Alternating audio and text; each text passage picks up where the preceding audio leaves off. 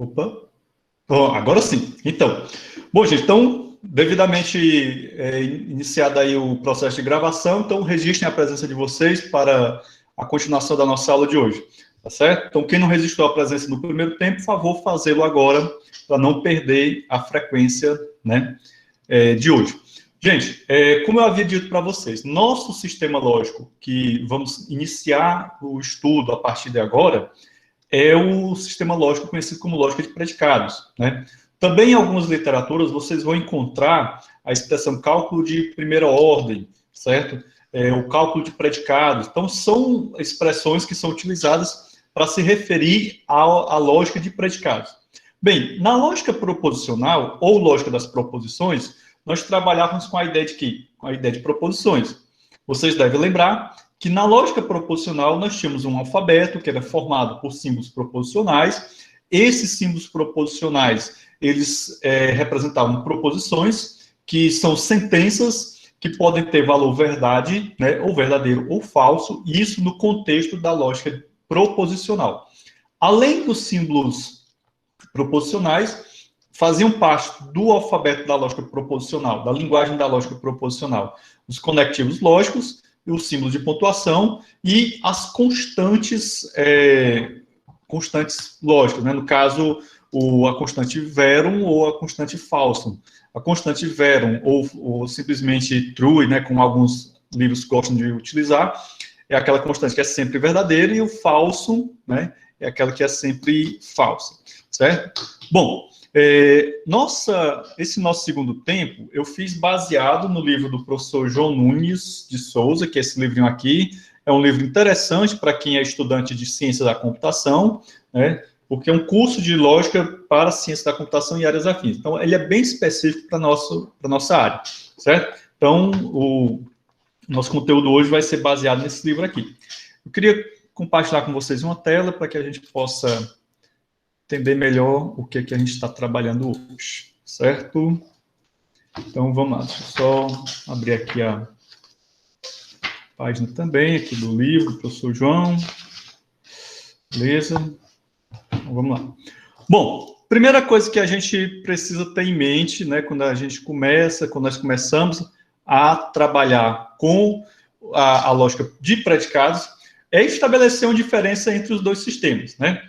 Bom, primeiro vamos só recordar que a lógica proposicional, né, a lógica das proposições, é uma lógica veritativa funcional. O que é que isso quer dizer? Quer dizer que o valor de verdade de uma sentença, de uma fórmula da lógica proposicional, ele é dado a partir do valor de verdade de cada um dos seus símbolos proposicionais, né, de acordo com os conectivos lógicos que você tem naquela sentença. Então, só para a gente recordar, ora, eu tinha uma proposição phi, uma proposição psi, né, e uma sentença do tipo não phi de junção psi, certo?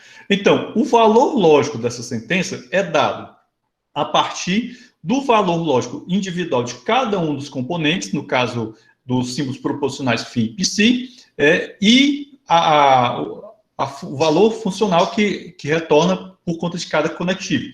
Então, é sempre bom você olhar para os conectivos da lógica proposicional como funções. Por isso que o nome é veritativo funcional. Ou seja, você sabe que se você tem uma sentença, um φ qualquer, e ela está negada, então a negação de φ vai ser o inverso do valor de φ. Então, se o valor de φ é verdadeiro, a negação de φ vai ser f.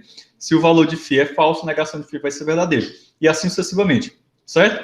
Então, temos aqui essa sentença. O valor dessa sentença total aqui vai ser de acordo com o valor de cada uma dos símbolos proposicionais e os seus respectivos conectivos. Então, isso é o que quer dizer com uma lógica veritativa funcional. A lógica de predicados, ela não é essa primeira diferença para vocês, como uma forma da gente já tentar entender, né, quais são as diferenças que estão nos dois sistemas. Isso significa que a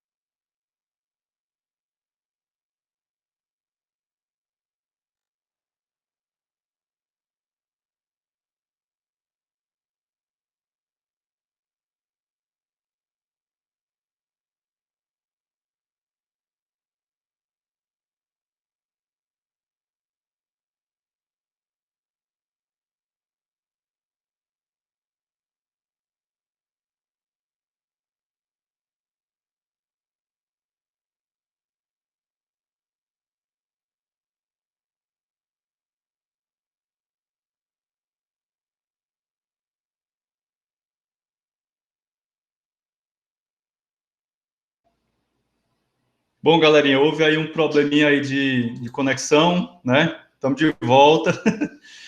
É comum isso acontecer, certo? Se aveste, não. Bom, deixa eu voltar aqui para a apresentação. É de praxe acontecer uma vez ou outra perdido na vida esses problemas de conexão. Tranquilo? Gente, voltemos para cá, onde eu estava estabelecendo para vocês a diferença entre a lógica proposicional, né, que é uma lógica veritativa funcional, e a lógica de predicados, que não é uma lógica veritativa funcional. Por quê? Vocês vão entender, né, que o estabelecimento, né, quando a gente vai estabelecer o valor de verdade de uma fórmula da lógica de predicados, é preciso compreender determinadas minúcias, tanto da sentença, né, da estrutura dela, certo? Como também dos outros símbolos que constituem o alfabeto da lógica de predicados. Bom, então, dito isso, né, vamos passar aqui adiante, para a gente poder avançar um pouquinho. Bom, do ponto de vista estritamente formal, a lógica de predicados ela está fundamentada também, né, na lógica aristotélica, né, no estudo que Aristóteles fez lá na Grécia Antiga, certo? E esse estudo era o quê? O estudo dos silogismos categóricos, né? O que são os silogismos categóricos, certo? Silogismos categóricos, de acordo com o nosso autor, deixa eu só pegar aqui para vocês. Elas são proposições, né? Tá aqui. São tipos são sentenças, né, ou argumentos cuja interpretação é determinada pela estrutura interna dos enunciados simples. Então, isso é um silogismo categórico. Uma estrutura, né, um grupo fundamental de sentenças ou argumentos cuja interpretação é também determinada pela estrutura interna de seus enunciados simples.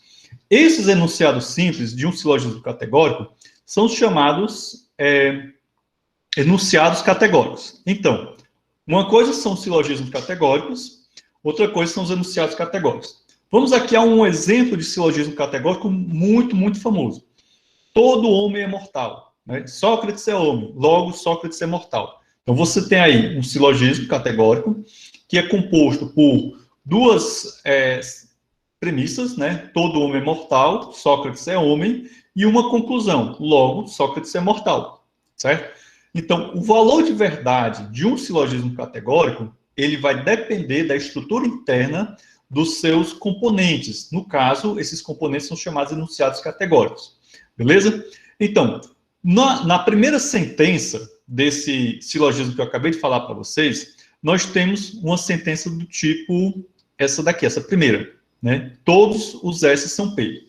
Então, basicamente, os enunciados categóricos são 4.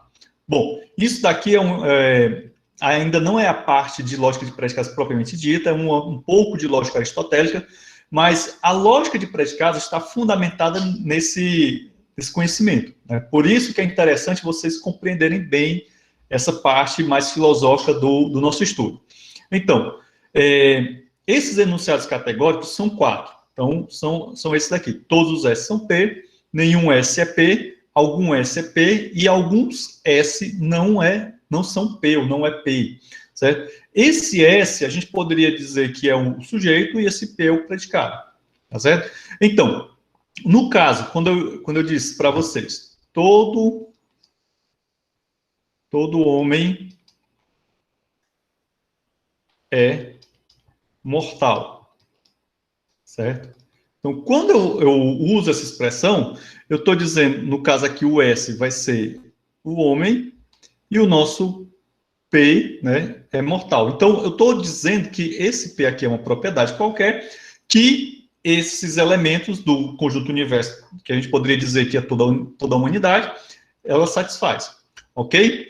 Bom, ainda falando da filosofia, da lógica aristotélica, esses enunciados categóricos, eles são encontrados também numa representação gráfica chamada quadrado lógico, né? No quadrado lógico, cada um desses enunciados categóricos é representado por uma letra. No caso, esse primeiro enunciado é a letra A, esse segundo enunciado é a letra E, o terceiro a letra I e o quarto a letra O, certo? Então, procurem aí no Google quadrado lógico ou enunciados categóricos que vocês vão encontrar essa representação gráfica. Bom, isso é mais a título de curiosidade para vocês, certo? Bem, quando a gente olha para esses enunciados categóricos, a gente vai observar o seguinte: esses dois primeiros, eles dão uma ideia de universalidade, né? Esse primeiro aqui tá na cara que eu estou falando de um ponto de vista universal. Todos os S são P. Nesse outro aqui também é do ponto de vista universal, só que um ponto de vista universal negado. Eu estou dizendo que nenhum S é P, ou seja, nenhum elemento daquele universo do discurso satisfaz a propriedade P, ok? Bom, já esses outros dois enunciados categóricos, eles dão ideia de quê? De existência, né? Eu já estou colocando aqui o conectivo existencial, porque vocês já viram isso lá na nossa pré-aula, né? Certo? Então, algum S é P, algum S não é P, ou alguns S, né? Tanto faz plural como não. O importante é a ideia de existência, correto? Entendido? Bom, a gente pode olhar para a lógica de predicados como uma extensão da lógica proposicional, certo? Ou seja, tudo aquilo que a gente estudou na lógica proposicional, né, os conceitos de tautologia, de contingência, de satisfazibilidade, de contradição, né, o conceito de argumento, né, também de consequência lógica, certo? Tudo aquilo vale também para a lógica de predicados, ok? O que é que vai acontecer? Nós vamos adicionar elementos ao alfabeto da lógica proposicional, são elementos que não existem nesse alfabeto, e, portanto, a gente acaba fazendo o quê? Uma extensão da linguagem da lógica proposicional, certo? Bem, da mesma forma que a gente começou o estudo da lógica proposicional através do alfabeto, nós também faremos aqui na lógica de predicados. Então, o nosso alfabeto é composto por símbolos de pontuação, assim como o alfabeto da lógica proposicional. E agora vem as novidades. Conjunto enumerável de símbolos de variáveis, certo? Quando eu falo de conjunto enumerável, é importante que vocês já tenham em mente que é um conjunto infinito. Ele é infinito, porém é enumerável. Então, eu tenho aqui x, y, z, aí posso ter x1, z1, y2, y3, e assim ad infinito. Conjunto enumerável de símbolo de funções. Mesma história de conjunto infinito, certo? Então, símbolo de funções, geralmente representado pelas letras F, G e H, e respectivos índices. Conjunto enumerável de símbolos de predicados, representado geralmente pelas letras P, Q e R maiúscula. Os conectivos, no caso aqui, eu estou me valendo de um conjunto de conectivos completo, né? Seria, no caso, o conectivo da negação e o conectivo da disjunção.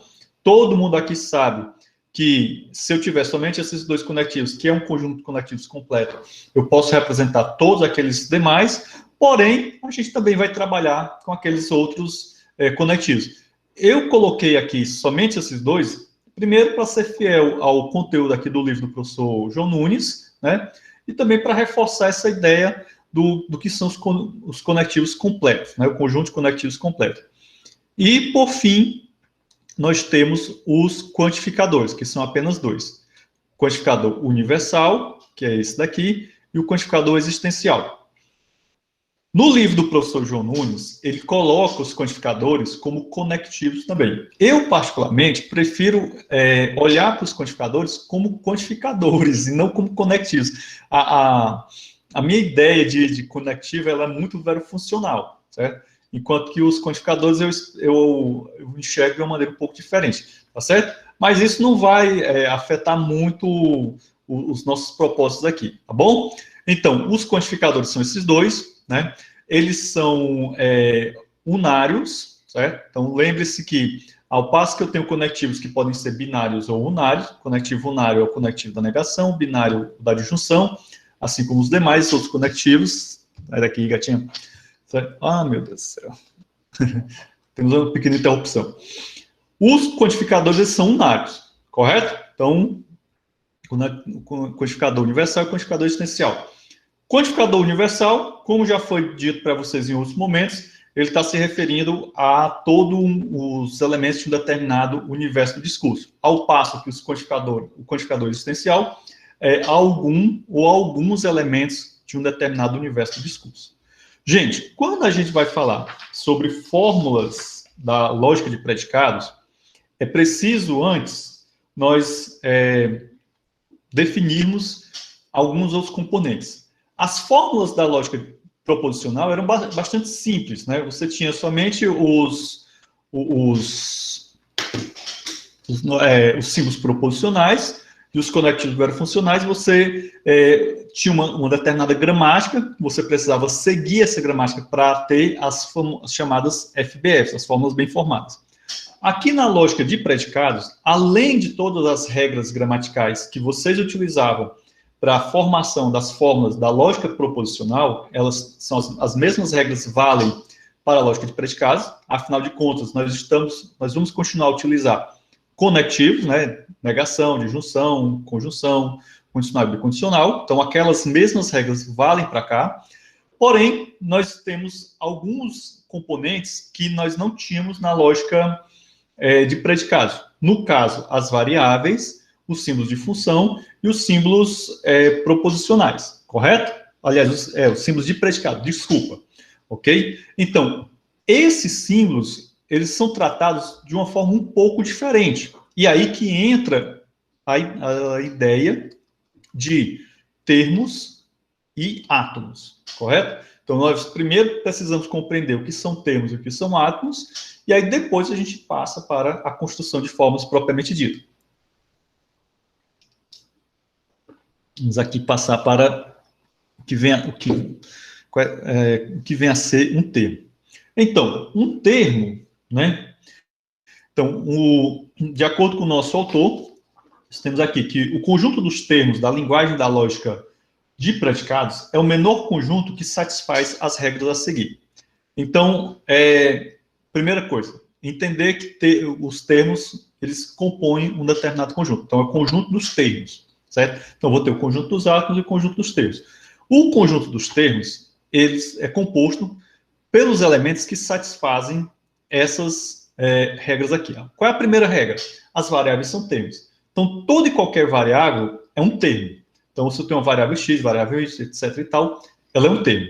Se T1, T2 e Tn são termos, e f é um símbolo de função, olha, vejam bem, esse f aqui tem um símbolozinho aqui em cima dele, que ele está representando uma metavariável, certo? Então, eu poderia ter até utilizado uma letra grega aqui, um φ, né?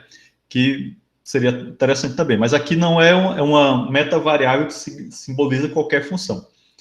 É um símbolo de função enária, né? Então, uma função enária, ela é uma função que tem diversos...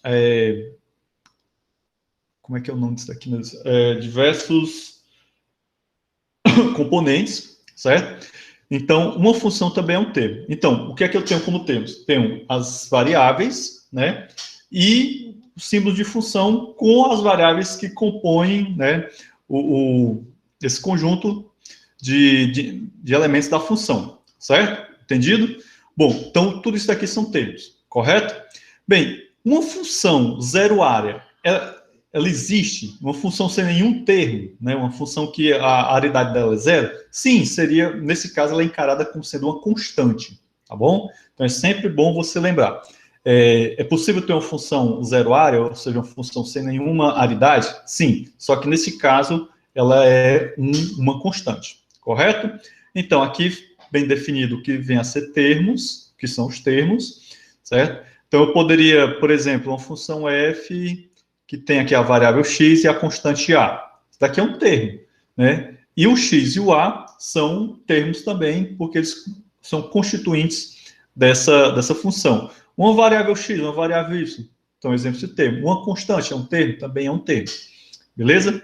Bom, próximo elemento que compõe uma fórmula da lógica de predicados são os átomos. Então, os átomos, né, o conjunto de átomos da linguagem da lógica de predicados é o menor conjunto que satisfaz as regras a seguir. Assim como nós vimos que os termos estão ligados à ideia de conjunto, né, os átomos também constituem um conjunto, ok?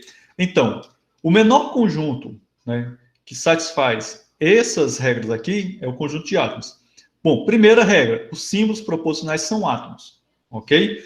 Símbolos proposicionais, professor, mas peraí, a gente não está falando de lógica de predicados? Os símbolos proposicionais não são lá da lógica proposicional? Sim, beleza. Só que os símbolos proposicionais, eles também aparecem aqui na lógica de predicados como sendo predicados com aridade zero, certo? Então, da mesma forma que eu posso ter uma função com aridade zero, eu posso ter predicados com aridade zero, ou zero árido, né? Como diz. Bom, se T1, T2, Tn são termos, e P, vejam que esse P também tem esse símbolozinho sobre ele, indicando que esse P é uma metavariável. É um símbolo de predicado enário, então, isso daqui é um termo também, certo? Aliás, é um átomo, desculpa. Então, vejam que eu estou falando de termos que a gente acabou de definir, ó, certo? Os parâmetros desse predicado são os termos, e esse predicado, que eu tenho aqui o símbolo P, que é um símbolo de predicado, e os seus parâmetros, que são compostos por termos, tudo isso daqui constitui um átomo. Como é um átomo, a gente já sabe que ele é indivisível, correto? Então, eu poderia ter, por exemplo, um predicado P, que dessa forma aqui, né? Vamos supor que o predicado P é igual, é inteligente, certo? É inteligente. Então, eu estaria dizendo o quê? Com essa sentença aqui, eu estaria dizendo que X é inteligente. Então, esse predicado P, ele poderia significar X é inteligente. Ok? Beleza, Guilherme. Pode registrar aí no chat, certo? Pode registrar, não vou. E você perdeu... Se você tiver perdido o quiz, vai ter uma segunda chamada lá no final do semestre, tá certo? Então, gente, até aí tudo bem? Bom, então nesse caso, o que é que nós temos? Nós definimos o que são termos, né? Os termos, eles são compostos pelos símbolos de função e pelas variáveis, certo? As variáveis, os seus parâmetros, aliás, o símbolo de função, os seus parâmetros são as variáveis. Definimos o que são átomos, né? No caso, os símbolos proposicionais são átomos, e os símbolos de predicados também são átomos. Lembrando que dentro dos símbolos de predicado nós podemos ter termos, ok? Então, muito provavelmente, né? Aliás, é um predicado válido se eu tiver, por exemplo, eu tenho aqui um Q, um termo X, que é uma variável, e uma função f de X, certo? Então, eu posso ter um predicado que tem uma variável e uma função? Pode. Por quê? Porque ambos, variáveis e funções, são termos, correto? Eu não posso ter, por exemplo, um predicado, eu vou chamar aqui um predicado R, que um dos seus parâmetros é um outro predicado. Isso não pode ter. Isso fere a regra gramatical da linguagem da lógica de predicados, correto? Então, lembre-se sempre, termos e átomos são nossos componentes básicos das fórmulas da lógica de predicados, beleza? Dito isso, nós podemos conhecer, né, nós seremos apresentados a uma definição de fórmula da lógica de predicados. Então, o que é uma fórmula da lógica de predicados? As fórmulas também vão constituir um conjunto. Então, vejam bem, os termos constituem um conjunto, né? Eu tenho um conjunto dos termos, eu tenho um conjunto dos átomos e eu tenho um conjunto das fórmulas, certo? O conjunto das fórmulas, de acordo com a definição do professor João Nunes, né, é o seguinte: o conjunto das fórmulas da linguagem da lógica de predicados é o menor conjunto que satisfaz as regras a seguir. Então, as regras, né, do meu conjunto de fórmulas são essas. Lembre-se que quando nós definimos o conceito de fórmula na lógica proposicional, nós também trabalhávamos com a ideia de conjunto mínimo, né? Então, eu tinha um conjunto de regras que definia quais eram os elementos que pertenciam àquele conjunto de fórmulas. Então, vocês vejam que essas regras, elas constituem nada mais, nada menos do que a gramática, né? Que, através dela, eu vou verificar se uma determinada fórmula pertence ou não pertence ao conjunto de fórmulas da lógica proposicional. Então, sempre a gente trabalhando com a ideia de conjuntos, beleza? Então, primeira regra é que diz que todo átomo é uma fórmula. E o que é um átomo? Um símbolo proposicional ou um símbolo de predicado. Certo? Então, ali é o caso base de, de uma fórmula é o átomo. Certo? Então, o que nós temos aqui é uma definição recursiva, porque vocês vão ver, vejam bem, ó, todo átomo é uma fórmula. Isso daqui é o meu caso base. Certo? O caso base. A partir da regra 2 até a regra 4, eu tenho casos recursivos, certo? Então, claramente a ideia de recursividade está bem visível aqui, ó. Vejam bem, ó. Se H é uma fórmula, então não H também é uma fórmula, ok? Então, eu parto da ideia de que H é uma fórmula, ou seja, H pode ser um simples átomo, né? Então, a negação de H também é uma fórmula. Se H e G são fórmulas, então H de junção G também é uma fórmula, correto? Da mesma forma, né, que H conjunção G, H condicional G, H bicondicional G também serão fórmulas. Nós estamos utilizando somente o conectivo da negação e da conjunção, aliás, da disjunção, a título de simplificação, uma vez que, né, a negação e a disjunção constituem um conjunto de conectivos completo. Bem, e a última regra é que se H é uma fórmula e X é uma variável, certo? Então, para todo X, H, né? Ou existe X, H são fórmulas. Então, nesse caso aqui, o H está representando uma fórmula qualquer, certo? Lembre-se que uma fórmula ela pode ser uma disjunção, pode ser uma negação, pode ser uma condicional, etc. e tal, certo? E esse X, ele é o quê? É uma variável. E não esqueçam que as variáveis são os termos, correto? Pronto. Isso daqui define o nosso conjunto de fórmulas. Qualquer coisa que não seja construída a partir dessas regras não é uma fórmula. Então, você pode utilizar essa definição para verificar se uma determinada sentença constitui ou não uma fórmula da lógica de predicados. Ela vai constituir se ela satisfizer todas essas regras aqui. Se ela ferir pelo menos uma, não constitui uma fórmula. Beleza? Bom, dito isso, compreendido aí a ideia do que vem a ser uma fórmula da lógica de predicados, viram que não é uma coisa muito diferente da lógica proposicional, né? Vamos agora compreender uma outra novidadezinha. A correspondência entre quantificadores. Talvez a ideia de quantificador seja aquela ideia mais, digamos assim, exótica, né? Quando nós fazemos a transição da lógica proposicional para a lógica de predicados, né? Na lógica proposicional, a gente não trabalhava com a ideia de quantificadores. Então, por exemplo, se eu tinha uma sentença do tipo: todo estudante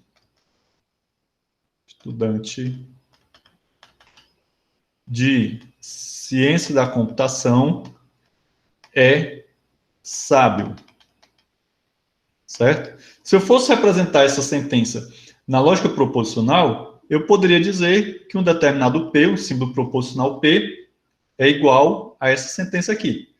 Na lógica de predicados, como eu tenho os quantificadores, né, então já posso utilizar um quantificador para representar essa ideia de todo, eu posso utilizar um predicado para representar a ideia de estudante de ciência da computação e posso utilizar um outro predicado para representar a ideia de sábio. Só que isso daqui são assuntos que a gente vai ver daqui a pouco, tá certo? Bem, isso é a diferença básica, né, da lógica proposicional para a lógica de predicados. Então, na lógica de predicados, a estrutura da sentença, ela tem condições de ser representada com muito mais fidelidade do que na lógica proposicional. Beleza? Bom, queria que vocês compreendessem aqui a correspondência entre os quantificadores. Bom, da mesma forma que eu posso trabalhar com um conjunto completo de conectivos, no caso, o conectivo da negação e o conectivo da disjunção, eu poderia trabalhar apenas com um quantificador, ou quantificador universal ou quantificador existencial. Por quê? Porque eu posso representar um ou outro quantificador em termos de um deles. Ou seja, a quantificação universal, né? Então aqui eu tenho uma fórmula quantificada universalmente. ela denota a negação de uma fórmula quantificada existencialmente, na qual a fórmula H também está negada, certo? Então, isso daqui eu poderia simplesmente utilizar, ao invés de utilizar quantificação universal, utilizar a negação de uma fórmula quantificada existencialmente com a fórmula H negada, certo? Da mesma forma que uma fórmula quantificada existencialmente, ela denota a negação de uma fórmula quantificada universalmente, na qual a fórmula H, né, a subfórmula H, no caso, está também negada. Ok? Entendido? Então, para o estudo da lógica de predicados, nós também temos o conceito de subfórmula, do jeito que a gente viu lá na lógica proposicional, é a mesma ideia, certo? Também vale para a lógica de predicados. Gente, vamos aqui para a classificação das variáveis, certo? Quando a gente fala de variáveis, em geral, a primeira ideia que a gente tem em mente é lembrar de quê? Lembrar das linguagens de programação, certo? Então, a ideia de variável, né, ela surge mesmo na matemática, vocês já trabalhavam com variáveis desde o ensino fundamental, a partir do momento que vocês foram apresentados a ideia de equações, né, de incógnita. O que era uma incógnita? Era nada mais, nada menos que uma variável. E aqui na lógica de predicados, nós também trabalhamos com essa ideia de variáveis. Bem, quando a gente vai classificar as variáveis, a primeira coisa que a gente precisa compreender, certo? É a ideia de escopo do quantificador. Bom, essa ideia de escopo também não é novidade para vocês. Quem já estudou linguagem de programação 1, ou já fez laboratório de programação, ou até mesmo, pelo menos, já fez lógica de programação, já tem uma ideia do chamado escopo de uma variável, certo? Ou seja, se eu tenho uma variável que ela está declarada dentro de uma função, vocês vão lembrar, ela tem qual é o escopo dela? É um escopo local, né? Então, aquela variável está valendo só para aquela função. Se eu tenho uma variável que está declarada de forma que todo o programa enxergue essa variável, enxergue entre aspas, né? Então, ela está dentro do escopo global, ok? Então, essa ideia de escopo, para quem já trilhou os tortuosos caminhos da lógica de programação ou laboratório de programação, já é uma ideia bem compreendida. Bem, e qual é o escopo do quantificador? Né? Qual é a ideia de escopo de quantificador? Simples, vejam bem. Quanto mais à esquerda eu tenho um quantificador, maior é o escopo dele. Essa é a primeira ideia que vocês precisam ter em mente, certo? Uma outra ideia que vocês precisam ter em mente é com relação aos parênteses, ok? Então, o uso de parênteses, ele pode alterar o escopo de um quantificador. E, por fim, nós temos também a questão dos conectivos, certo? Então, o que é que vai influir no escopo de um quantificador? A posição dele dentro da fórmula, né? Então, quanto mais à esquerda, né, na fórmula, maior o escopo do quantificador. Os parênteses podem alterar o escopo de um determinado quantificador e também os conectivos, certo? Vamos aqui para o nosso exemplo. Eu tenho aqui uma fórmula, então vejam bem, quem é o meu quantificador mais à esquerda, né? No caso, esse quantificador universal aqui, certo? Então, ele é o quantificador que está mais à esquerda. Então, de certa maneira, esse é o quantificador que tem o maior escopo, ok? Então, o alcance desse quantificador é o quê? É a minha fórmula toda. Mas aí, vejam bem, essa fórmula, ela tem um parênteses aqui e esse parênteses fecha com esse outro aqui, correto?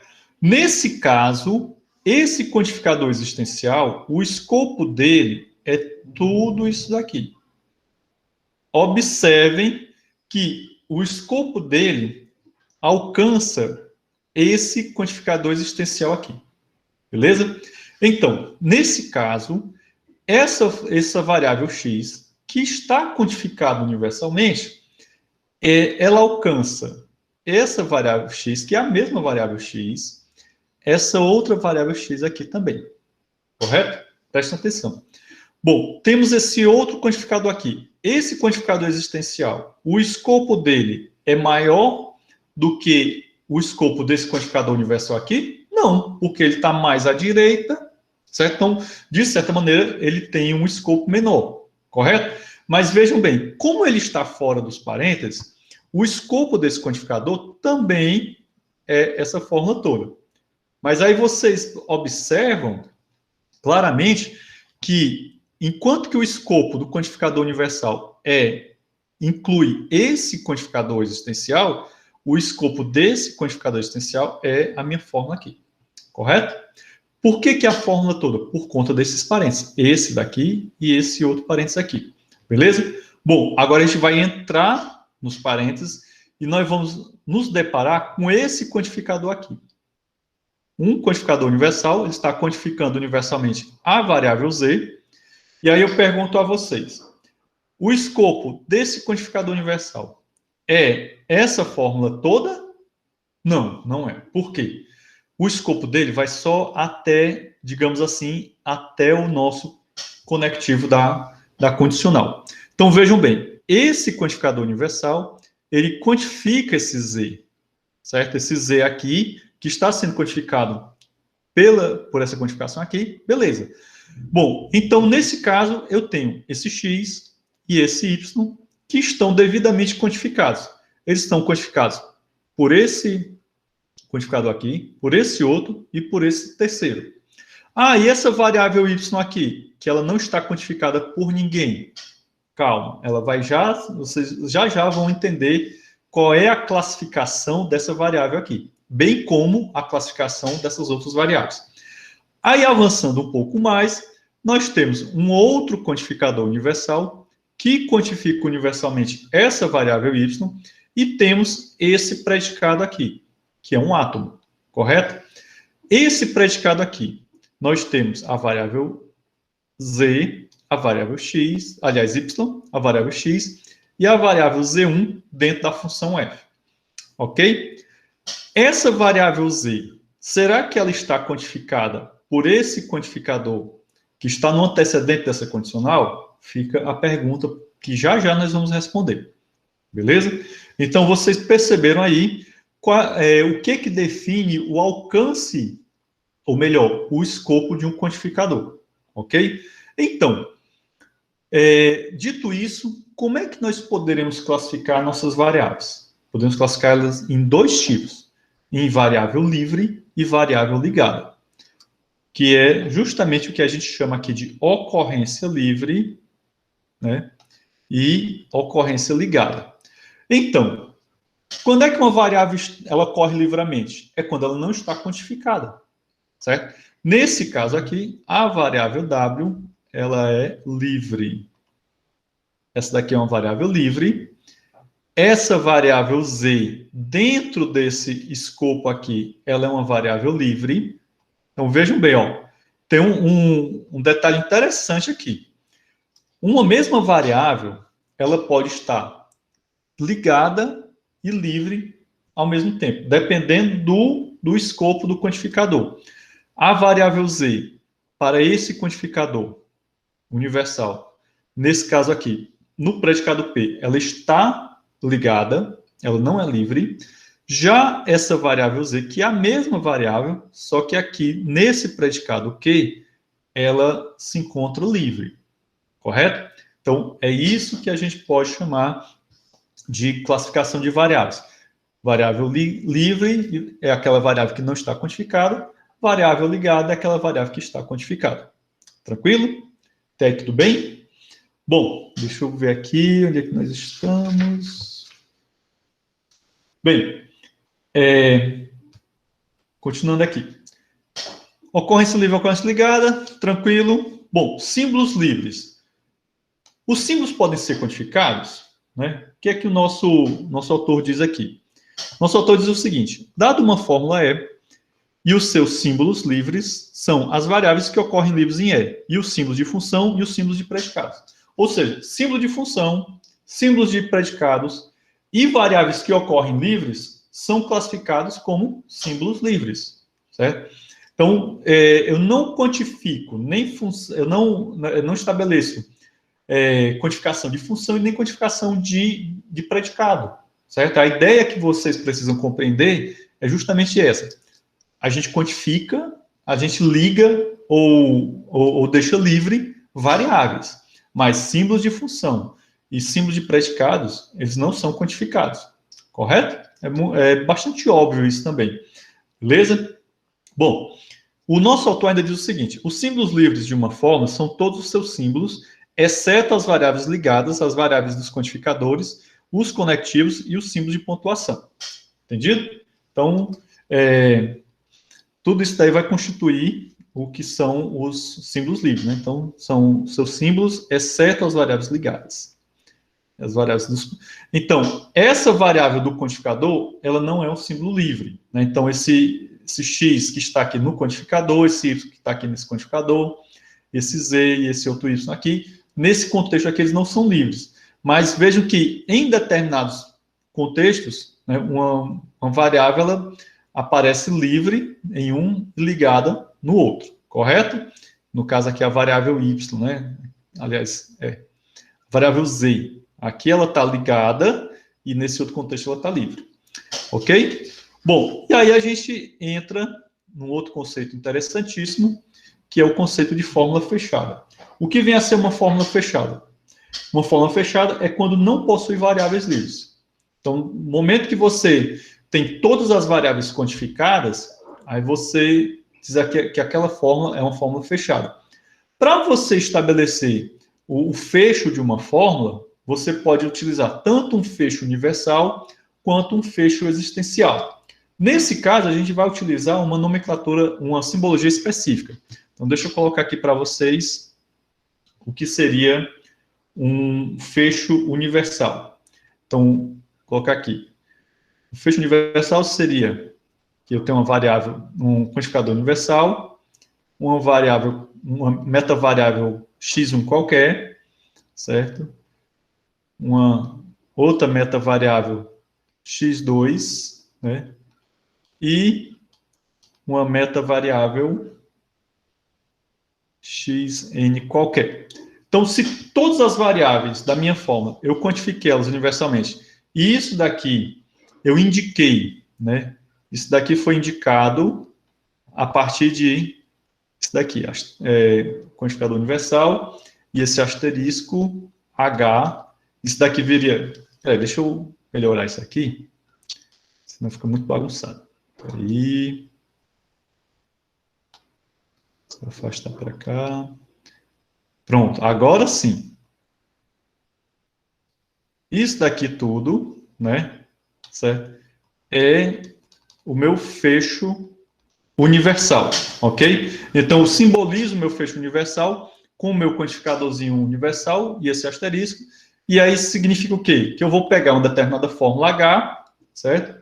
Então, aqui seria o fecho de H, fecho universal de H. Então, vou pegar uma determinada fórmula H e quantificar universalmente todas as variáveis da fórmula H. Aí eu estou estabelecendo o fecho universal. O fecho existencial é a mesma ideia.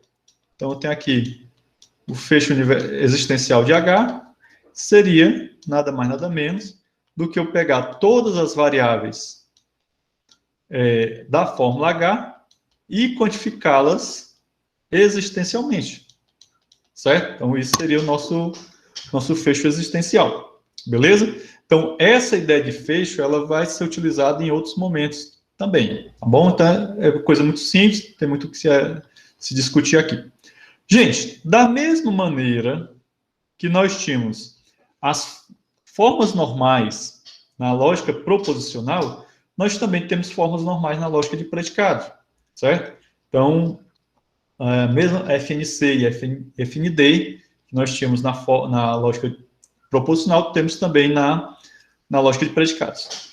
O literal da lógica de predicados, né, ele é o quê? Ele é a negação, né, como diz aqui o nosso autor, um literal na lógica de predicados é um átomo ou a negação de um átomo.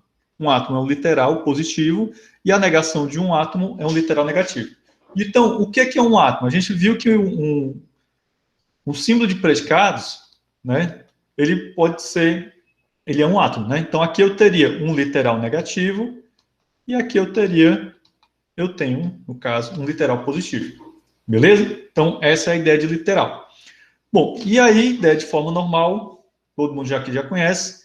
E agora vamos partir para um outro ponto muito interessante, que é a ideia de cláusula de programa.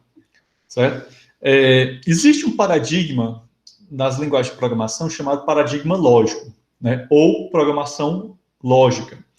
Esse paradigma é o que fundamenta linguagens como, por exemplo, a linguagem Prolog.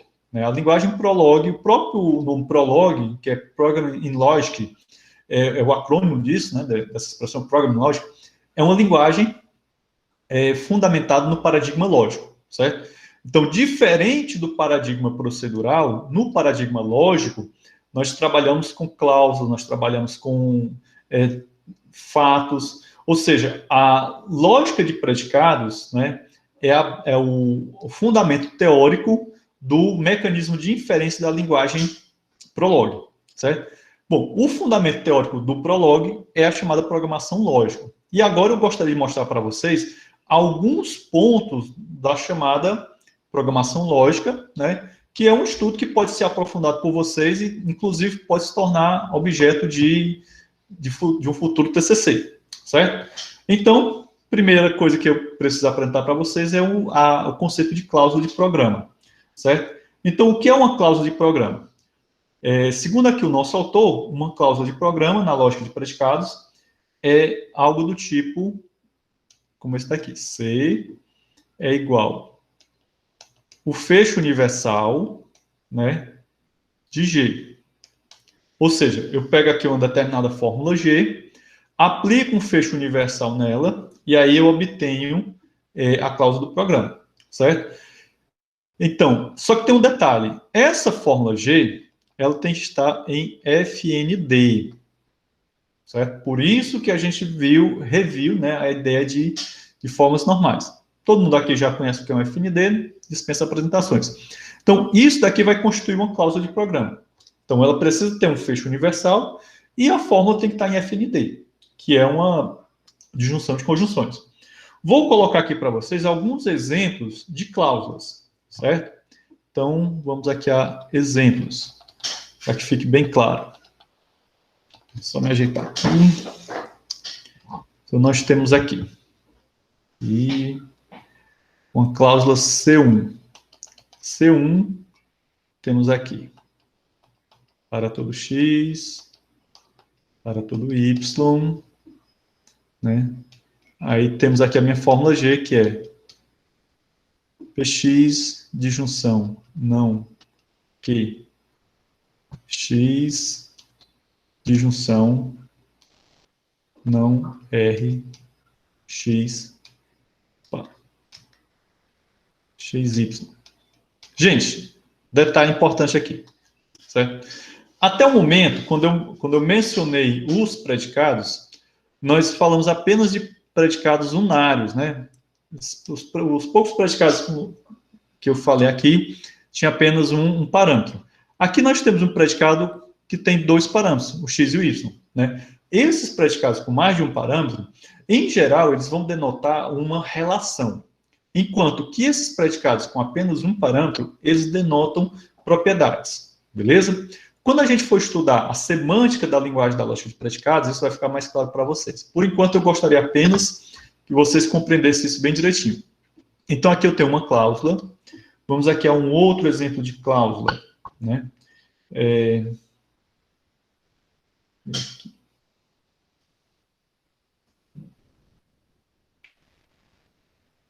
Aqui.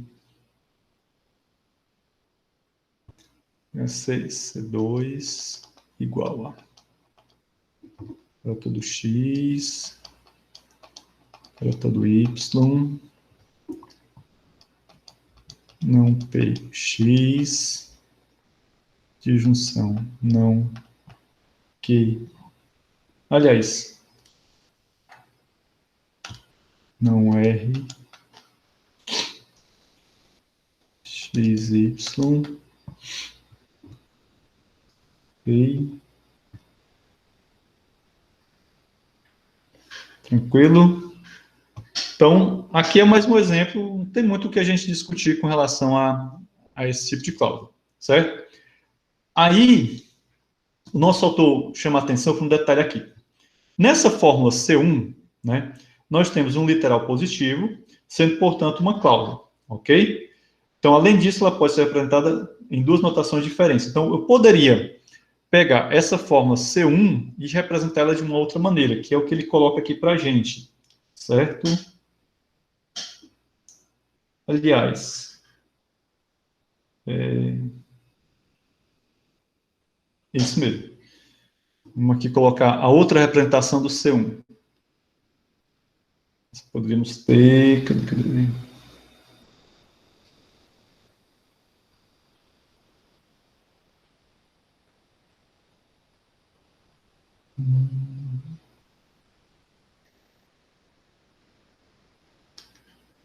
Aqui. Deixar isso como exercício para vocês. Bom, então temos aqui essas representações, certo? Ah, tá.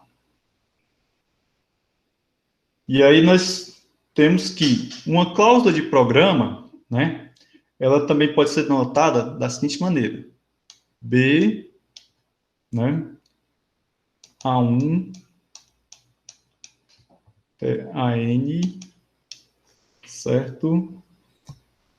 E aí, nesse caso aqui, ele chama de B de cabeça da cláusula. Eu já vou explicar para vocês direito isso daqui. E A1 até AN, ele chama de cauda da cláusula. Ok? Entendido? Então, nesse caso aqui, seguinte. Deixa eu pegar aqui um pouco mais de papel, para a gente poder entender. Vamos lá. É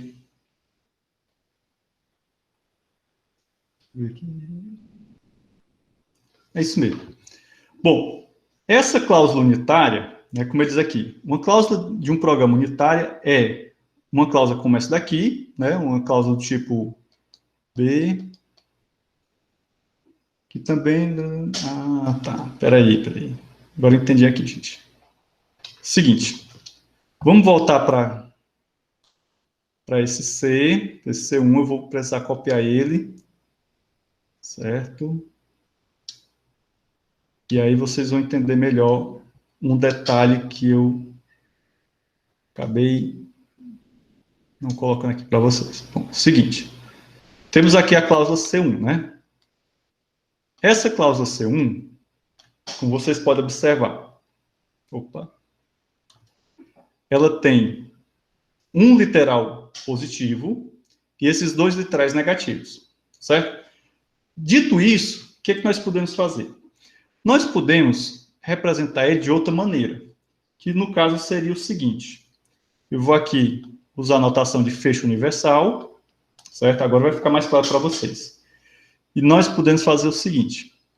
Esse nosso Q, X, ele não vai ser mais negativo, ele vai ser positivo. Nós não teremos mais nós vamos mudar de disjunção para conjunção. Esse R que está negativo, que é um literal negativo, ele vai ficar positivo, certo? Então vai ser RXY, ok?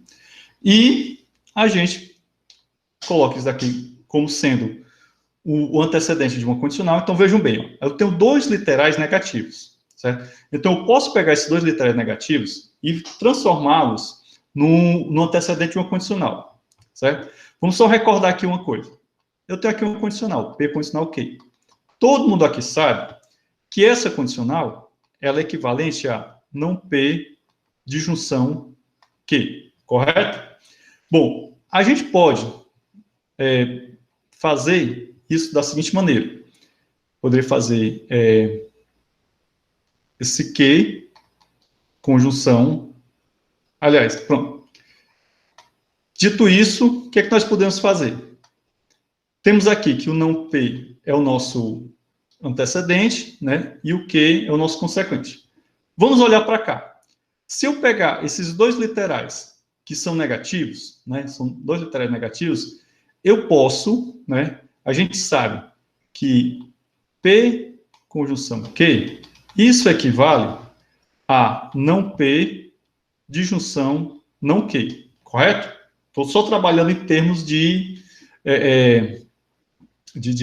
equivalências. Então, se eu pegar esses dois aqui, eu posso, tranquilamente, transformar eles nessa conjunção, certo? Pegar aqui o meu PX e eu vou representar ele como sendo o consequente de uma conjunção. Ok? Então, tranquilamente, isso daqui é uma equivalência. Deixa eu ver aqui se os parênteses estão todos ok. Opa, está faltando um parênteses aqui. Então, essa representação aqui, para a cláusula C1, ela é perfeitamente válida. É aqui que entra a ideia da cláusula de programa, que eu acabei queimando etapas aqui anteriormente, mas vocês vão entender. Então, o que nós fizemos? Nós simplesmente estamos trabalhando com equivalências. Peguei essa disjunção, que os dois literais estão negados, transformei ela nessa conjunção em que os literais não estão negados, e isso baseado em quê? Baseado nessa equivalência aqui, e esse meu amiguinho, esse meu P, que não está negado, ele vai ser o consequente dessa condicional. Certo? Entendido? Então, esse consequente aqui, né, a gente sabe que ele faz parte o quê? Dessa minha equivalência também. Então, vejam bem, né? Eu tenho essa condicional, certo? O meu Q, nesse caso, vai ser justamente isso daqui, certo? E o meu P, aliás, o meu P é aqui e o meu Q é acolá. Ok? Deu para entender? Beleza. Dito isso, o que é que nós temos? Nós podemos pegar isso aqui, certo? E observar da seguinte maneira, né? Que essa cláusula C1... Opa, peraí... Isso. Em programação e lógica, essa cláusula C1 ela vai ser representada da seguinte maneira. Px... Observe que isso daqui não é uma condicional. QX, conjunção Rx. Pronto, agora vocês vão entender. Desculpa aí um pouco o enrolado que foi, mas vai ficar fácil para vocês entenderem. Então, vejam bem. Nós tínhamos uma cláusula, né, que é a cláusula C1. Ela é representada dessa maneira, beleza? Então, ao invés de ter esses dois quantificadores universais, eu substituí ele por esse meu fecho universal e peguei esse literal e esse outro literal, que está aqui junto, são dois literais negados, eu transformei ele na equivalência, que é essa conjunção aqui. E o meu P, né, o meu PX virou o meu consequente de uma condicional. Tudo isso baseado na ideia dessa equivalência que já é velha conhecida de vocês. Beleza? Bom, isso daqui é o que a gente chama de uma, como ele diz aqui, em programação em lógica, aqui é a denotação em programação lógica. Programação lógica. Ok? Isso daqui não é uma condicional. Isso daqui é um trecho de um programa lógico. Tá certo? Então, isso daqui, o que é que nós estamos dizendo? Que esse meu PX é a cabeça, certo? Agora, se vocês entenderem aquele B que eu coloquei lá em cima, isso daqui é a minha cauda. Ok?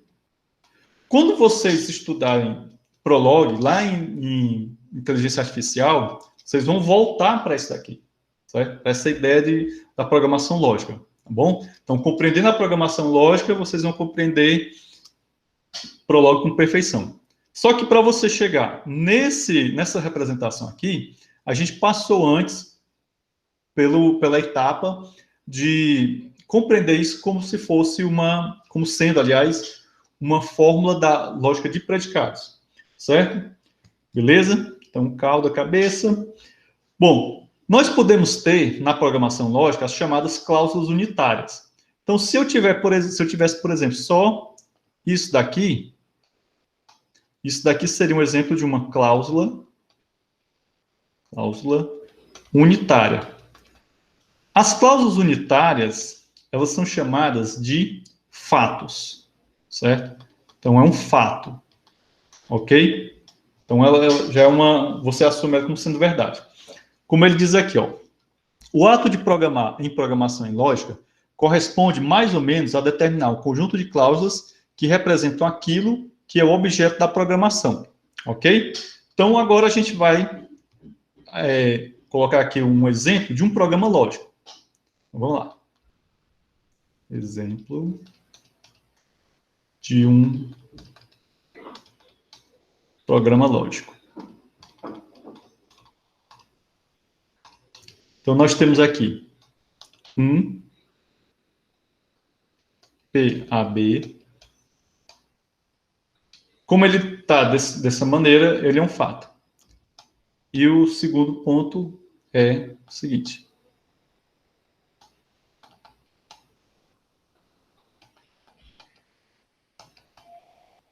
Então, aqui já não é mais não é um fato, é uma cláusula de programa.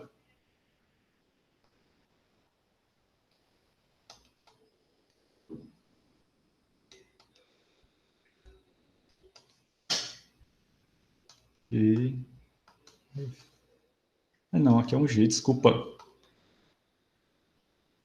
G, F, X, Z, Y.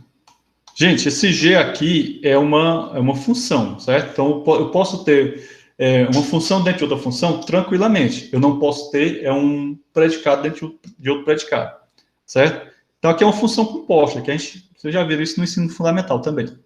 Beleza? Então, aqui eu tenho um fato, né? E aqui eu tenho uma cláusula de programa.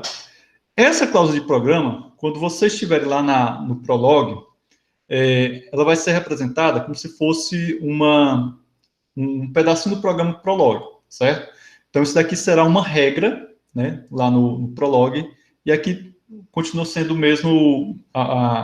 a mesma denominação, fato, ok? E aqui ele diz o seguinte, nesse programa lógico nós temos uma cláusula unitária e outra cláusula que não é unitária. Bom, não dá para a gente estabelecer aqui uma semântica para esse programa lógico, porque a gente ainda não trabalhou com a semântica da linguagem da lógica de predicados, tá certo? Por enquanto, nós temos aqui a sintaxe da linguagem da lógica de predicados. No nosso próximo encontro, a gente vai abordar a semântica da lógica de predicados, bem como outros aspectos, correto? Bem, só para a gente recapitular o que a gente já viu até agora. Nós vimos o alfabeto, deixa eu só voltar aqui um pouquinho. Tá, peraí. Bom, só recordando, para a gente finalizar a aula de hoje. Vimos o alfabeto da linguagem da lógica de predicados, né? Então, compreendam bem que esse alfabeto ele é composto por esses conjuntos, né? Conjunto enumerável de símbolos de variáveis, conjunto enumerável de símbolos de funções, símbolos de predicados, né? Os conectivos, que a princípio a gente está trabalhando com conectivos, um conjunto de conectivos completo, e os nossos quantificadores. Então, vejo que do alfabeto da linguagem da lógica proposicional foram adicionados outros conjuntos de símbolos. Trabalhamos com a ideia também de que as fórmulas da linguagem da lógica de predicados, ela é constituída de termos e de átomos, né? Sendo que os termos são as variáveis e os símbolos de função. Então, faz parte do conjunto de termos as variáveis e as funções. E dentro das funções, né, faz parte do componente de uma função, os seus parâmetros são constituídos de variáveis. Então, a mesma ideia de função que você já conhece desde da matemática fundamental, a gente aplica aqui também. Lembrando, função, ela não retorna o valor de verdade. Eu esqueci de dizer para vocês. Um predicado, ele retorna valor de verdade, né, ele tem um valor de verdade, já funções não. Função, ela vai, digamos assim, ser interpretada, né, com determinado valor. Na próxima semana, que a gente vai trabalhar com a semântica da linguagem da lógica de predicados, aí sim vai ficar mais claro para vocês essa ideia de como é que eu trabalho a semântica de função, a semântica das variáveis, a semântica dos símbolos dos átomos, que são símbolos proposicionais e símbolos de predicados, certo? A semântica da linguagem da lógica de predicados ela é um pouco mais complexa do que a semântica da lógica proposicional. Mas o que eu preciso que vocês entendam de imediato são as definições de termo e de átomo, né? Então, aqui nós temos definições recursivas, e em cima das definições de termo e de átomos, nós temos a definição de fórmula, que também, vocês estão vendo aí, é uma definição recursiva, né? Então, uma fórmula vai ser constituída, você vai ter um conjunto de fórmulas, e para pertencer a esse conjunto de fórmulas, a fórmula precisa atender todas essas regras, né? Então, se uma determinada fórmula não atende a alguma dessas regras, ela não pode ser considerada uma FBF. É o mesmo princípio que nós trabalhamos na linguagem da lógica proposicional. A diferença é que nós temos mais alguns elementos aqui, certo? Vimos aqui a correspondência entre quantificadores. Essa correspondência, ela mostra para nós que nós poderíamos trabalhar apenas com um tipo de quantificador, né? A gente pode representar qualquer um deles em termo do outro, tá certo? E vimos um outro ponto muito importante, que é a classificação de variáveis. Nessa classificação de variáveis, nós vamos ter variáveis livres ligadas. A gente classifica uma variável de acordo com o escopo do quantificador. Vimos aqui como é que o escopo do quantificador é afetado pelos parênteses de uma fórmula, pela posição do quantificador e pelos conectivos de uma determinada fórmula, né? Nesse caso, nós vamos ter símbolos livres e símbolos ligados.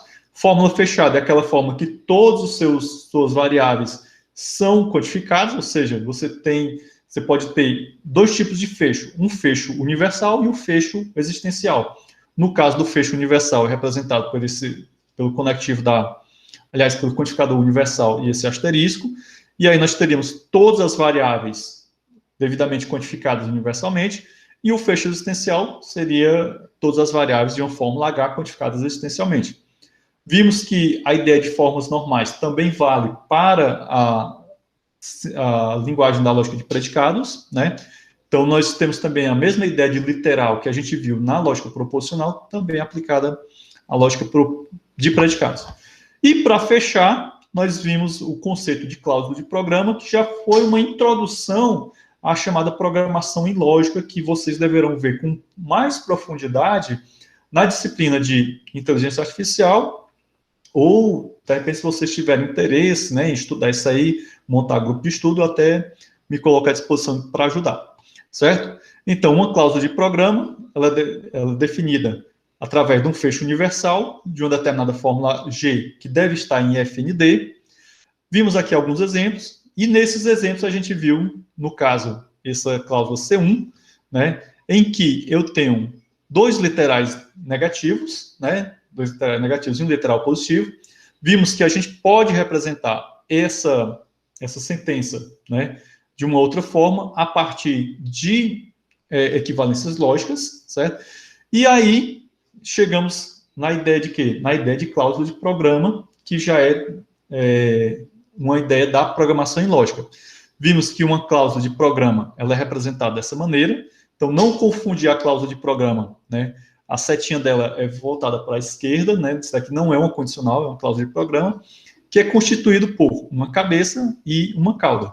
No caso aqui, a cabeça da cláusula de programa é o consequente da condicional que nós estabelecemos como equivalente da cláusula C1, né? Nós pegamos aqui a cláusula C1, utilizando o fecho universal dela, pegamos esses dois literais negativos, nessa disjunção de literais negativos, substituímos por um literal, por uma conjunção, né, através dessa equivalência lógica, e vimos que nós poderíamos tranquilamente representar essa disjunção, né, essa FND, como sendo uma condicional em que o símbolo P, o meu antecedente, é essa conjunção, e o meu consequente é justamente esse PX, que é um literal positivo, certo? Pegando essa condicional, eu posso transformar ela numa cláusula de programa lógico. E aí eu tenho essa representaçãozinha aqui. Vimos que nós podemos ter uma cláusula de programa completa, com cabeça e com cauda, e podemos ter uma cláusula unitária que é composta apenas de cabeça. Nesse caso aqui, a cláusula unitária, nós damos o nome especial de fato, certo? Entendido? Então, dito isso, a gente pode dar por encerrado nossa aula de hoje, né? Então, a gente viu a parte da sintaxe, da linguagem da lógica de predicados. No nosso próximo encontro, a gente vai fechar essa parte introdutória com a semântica, né? Junto com a semântica que a gente vai ver na próxima aula, nós temos um outro assunto que agora não me vem à memória, mas vocês podem consultar aquele nosso programa da disciplina, né? Aquele PDF que tem lá no sistema acadêmico, correto? Bom, gente, então, já são 10 para meio-dia, né? A fome já deve estar batendo. Declaro aqui encerrada a nossa aula. Deixa eu só parar aqui a gravação. Beleza? Gravação interrompida.